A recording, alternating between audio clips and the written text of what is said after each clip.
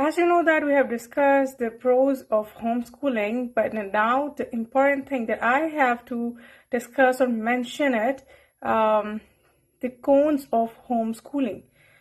The thing is that पहला कौन तो ये है कि एक बहुत ही टाइम कंज्यूमिंग और टायरसम होता है, स्पेशली पेरेंट्स के लिए, because parents have to design everything, curriculum, activities, assignments and grade them and so on. So उनको उसकी रेगुलरिटी का ये भी मसला आ सकता है कि वो रेगुलर कैसे रहें, कौन कौन सी एक्टिविटीज शामिल करें और किस दिन क्या करना है उनको. इसके अलावा लिमिटेड जो सोशलाइजेशन होती है, जो सबसे इम्पोर्टेंट चीज है, क्योंकि क्या है कि we are all social animals.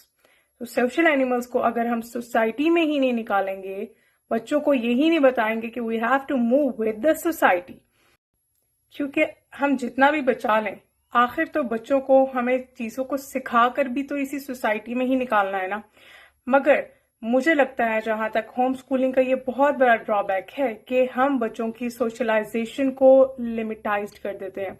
उनके सामने वो एग्जाम्पल्स नहीं आने देते जो कि उनके लिए सीखने, जिसके बारे में उनका सीखना बहुत जरूरी है. For example the negative examples, for example the one जो कि जिस चीज को हम कंट्रोल करके एक्सट्रेनियस वेरिएबल्स में शामिल कर लेते हैं कि हमारे बच्चों की तबीयत खराब होगी.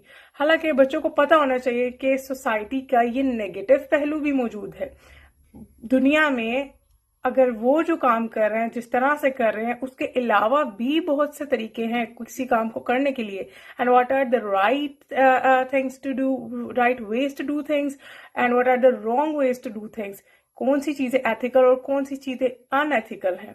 सो होम स्कूलिंग की वजह से बच्चा ये नहीं सीख पाता, क्योंकि वो उसके पास तो लिमिटेड लोग होते हैं ना जिसके साथ उन्होंने खेलना होता है. अगर आप उसे पार्क ले जाएं तो बच्चे ने उनके साथ ही, उन्हीं लोगों के साथ खेलना है, उन्हीं लोगों में बैठना उठना है जो हम डिसाइड करते हैं बच्चे के लिए.